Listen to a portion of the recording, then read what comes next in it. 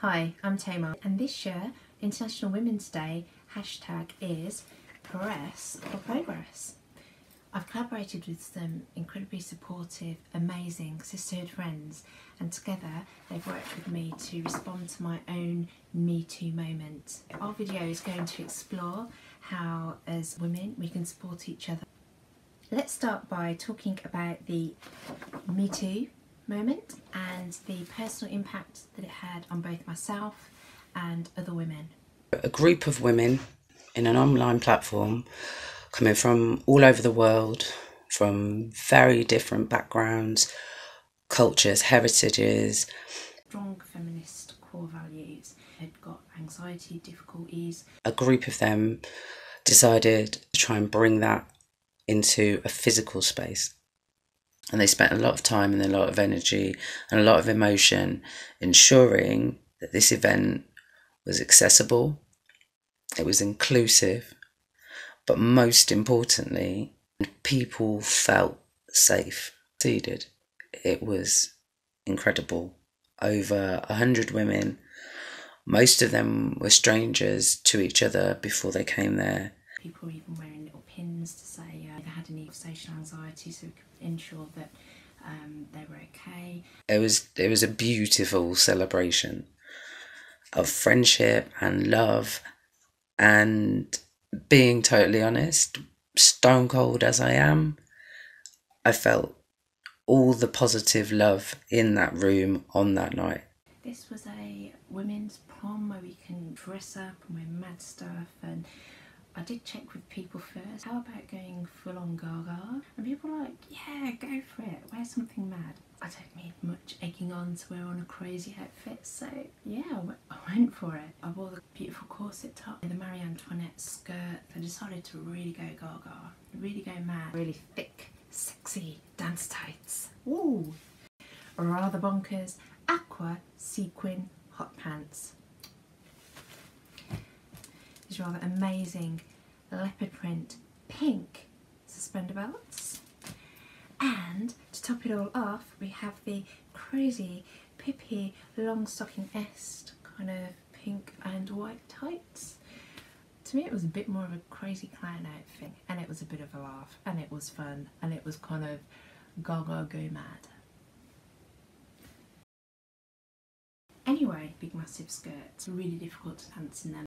There wasn't much room. Now the partners weren't allowed inside the women only prom, so they were sat outside, kind of aware they're outside, and yeah, it was okay. At the end of the night, someone had come up to me and had said, "Oh, I love your dress, it's so amazing, come take a video and say hello, say hi to the partners of the people in this group." So I said, "Hi, how are you?" So I had unclipped my skirt to reveal my amazing sequin hot pants to go dancing in. I found out that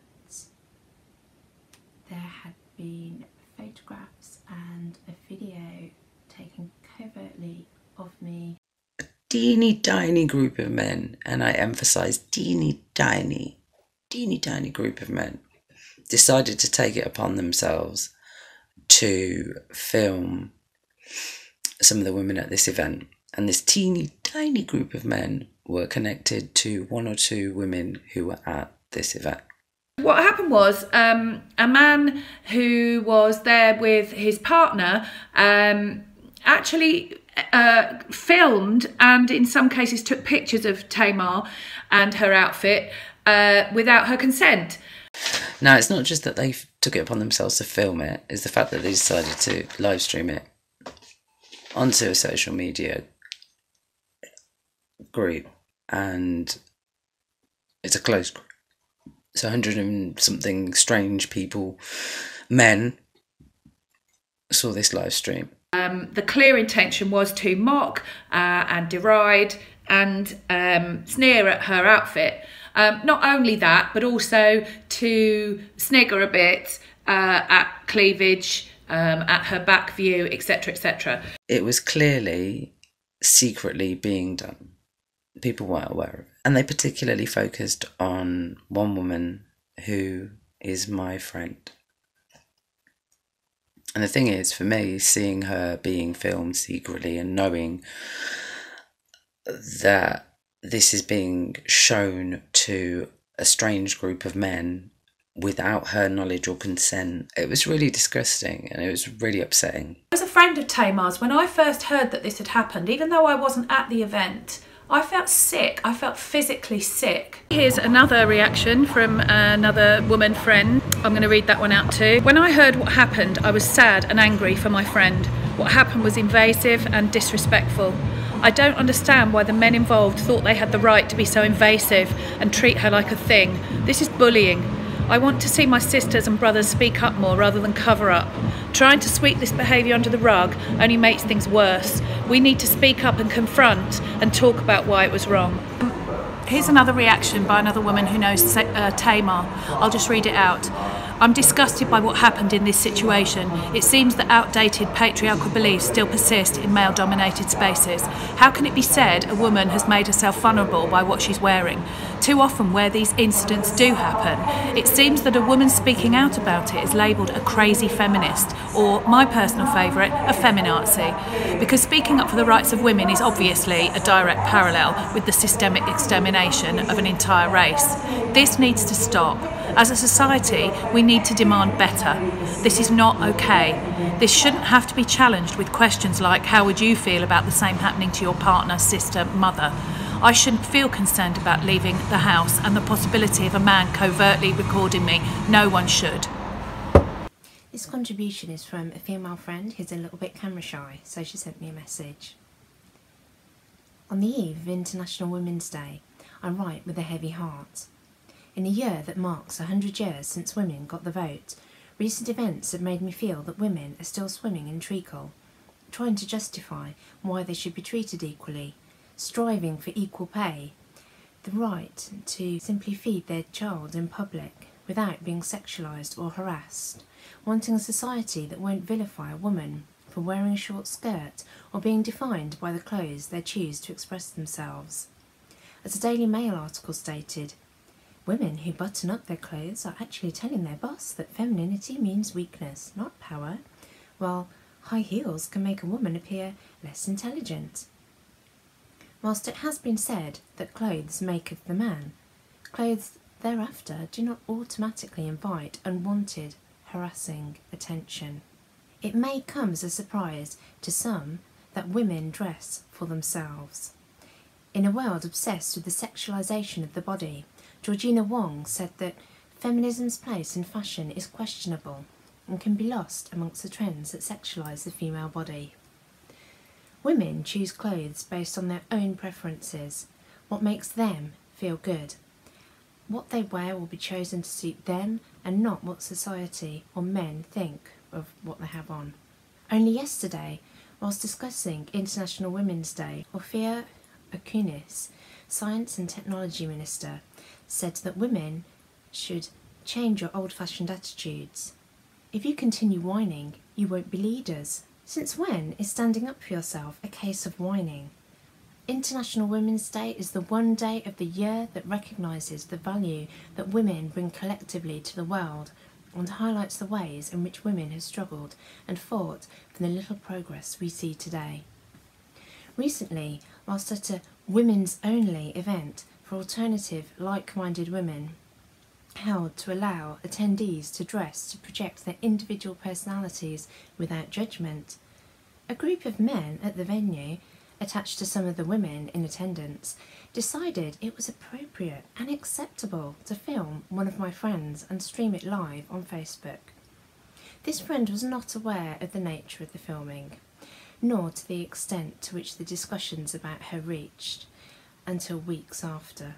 I understand that my friend felt degraded and violated by the bum and boob shots, along with the insulting, sick accompanying dialogue that graced the Facebook live streams.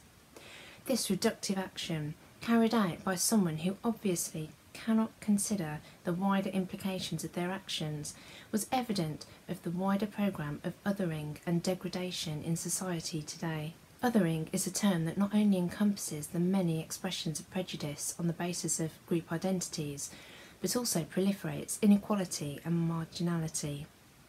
In this day and age, we cannot accept people for who they are. Due to the nature of the event we were attending, this disgusting violation of personal space and apparent lack of respect for another's body has not only impacted on the individual filmed, but also on the other people there. Considering this man was there because his wife was in attendance, shows he has little respect for women in general. This issue has left many wondering whether they were filmed too, whether derogatory comments were made about them whilst being streamed live on Facebook without consent, all while in attendance at an event that was arranged to empower and safeguard the attendees. This has a huge impact on whether people feel safe to attend future events. I know, personally, I'm happy I won't be at next year's event, especially as the group of men and the instigator of this group are holding their own event at the same venue on the same date. I feel it important to speak out and be a woman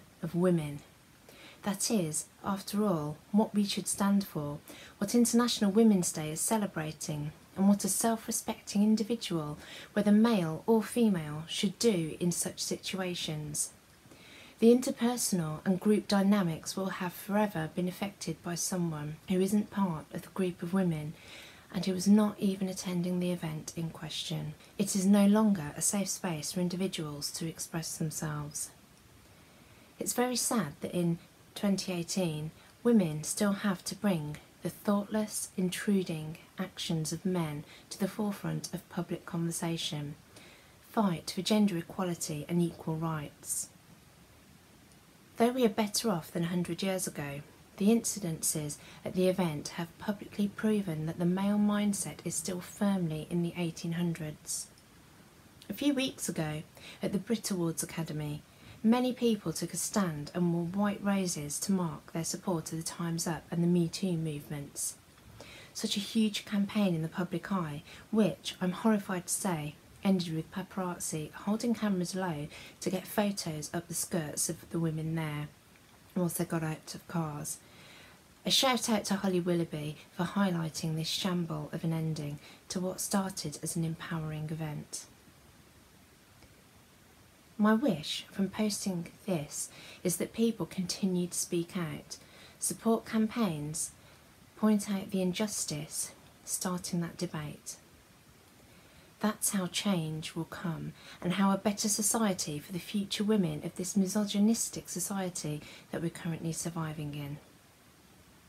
After all, equality for women is progress for all. Mic drop. Another reaction from a friend of Tamar's, and I'm going to read that out. When I heard about Tamar's ordeal, I felt shocked, angry and disbelieving. Who the hell does that? And then I felt sad and frustrated and weary with a world where men still do this to women. But now they're armed with technology and the internet, so the passing whispered comments can now become permanent, unerasable public property with a reach literally around the globe. And that's what's happened to Tamar. She has no control of the filming and images taken of her without her consent for this man and his friends to ridicule, demean and debase. It's easy to say it was just a laugh, doesn't mean anything, you're sorry. But what it's done is perpetuate rape culture. And no, I'm not exaggerating. Everyday sexism and the privilege and ownership men like this think they're entitled to.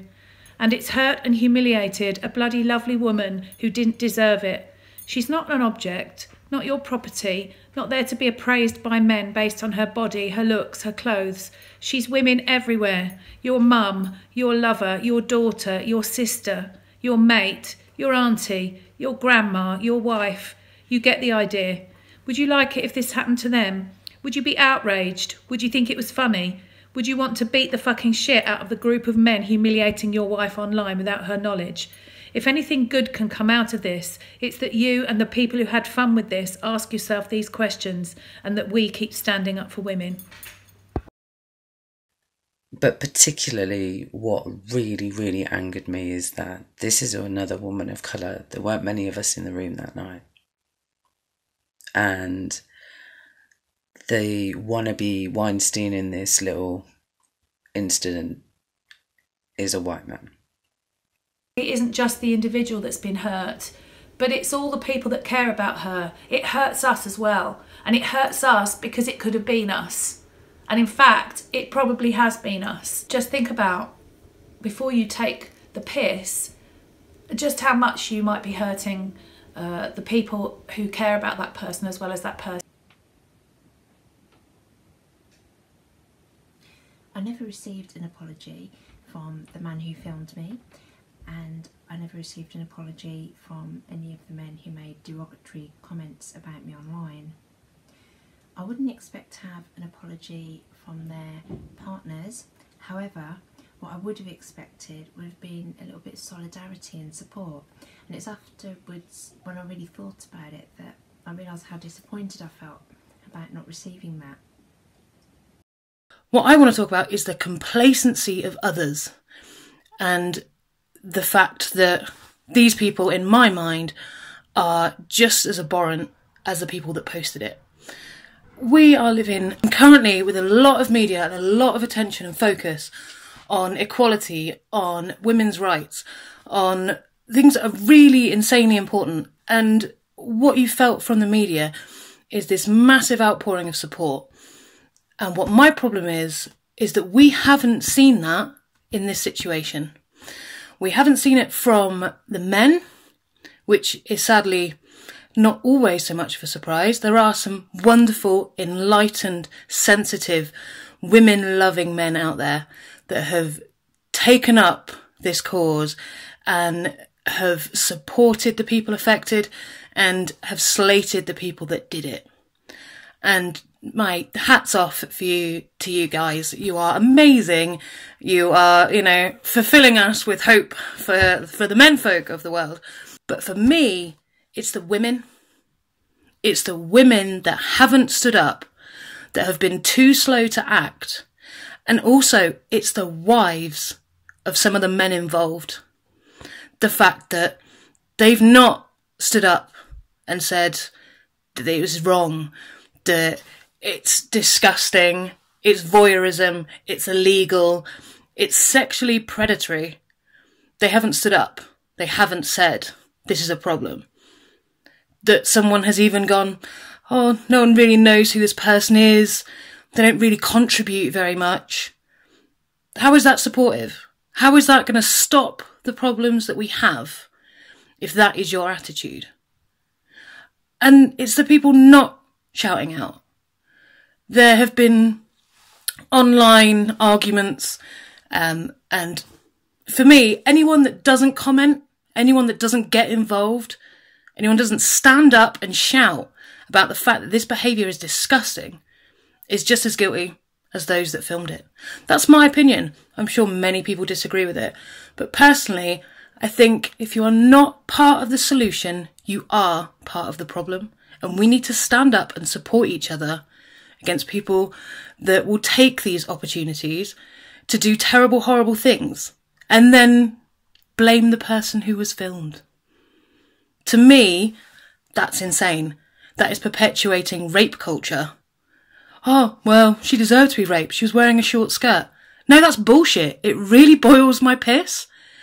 You should bloody control over who you are as an individual. Whether you're someone that thinks it's perfectly acceptable to film people without their consent, without their knowing, and post it wherever you like, or whether you stand there and do nothing. It is time to act. It is not time to sit idly by. And it doesn't matter whether it's someone you know. It doesn't matter whether it's a friend, whether it's a friend of a friend, whether it's a sister, a cousin, a mum, a daughter. It doesn't matter whether you know them. It is not right. And we need to do something about it. And I really hope that this collaboration that we've done actually does open up people's eyes. We're just normal, everyday people with normal jobs, with normal lives. We aren't celebrities. We aren't people of massive social influence. We're just pissed off women and we've had enough. Confident women spread love, not hate. But what happens when that hate is from a man? What do we do? Where do we stand? What happens? Let me tell you what happened. Nothing. Because apparently, still, in today's society, men can say and do what they want with no repercussions. I just wanted to talk to you a little bit about sisterhood, where, you know, you really know that other women have got your back. You know, there's a real sense that someone's looking out for you. And even though you might think, you know, yeah, I've got that down, I'm 100% ride or die. Actually, when it really matters, when it really comes down to it, are you? Do you stand up? Do you show up? And do you speak up when it's necessary? Audre Lorde said, "We have been taught our silence would save us, but it won't." And it's true. Talk about sisterhood. And when I thought about what had occurred, that was the place that I wanted to start with. Just, if you do ever get to see this, I just hope you think again about it. One of the main things that has helped has been the support and the understanding of my sisterhood friends, and it made all the difference. So thank you so much, guys, for helping with this video.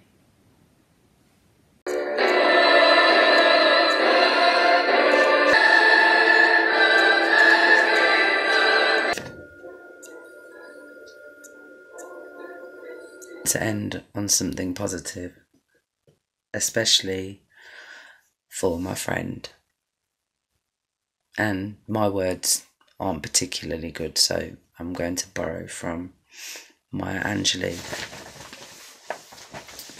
Maya said, "You may shoot me with your words, you may cut me with your eyes, you may kill me with your hatefulness, but still, like air, I rise."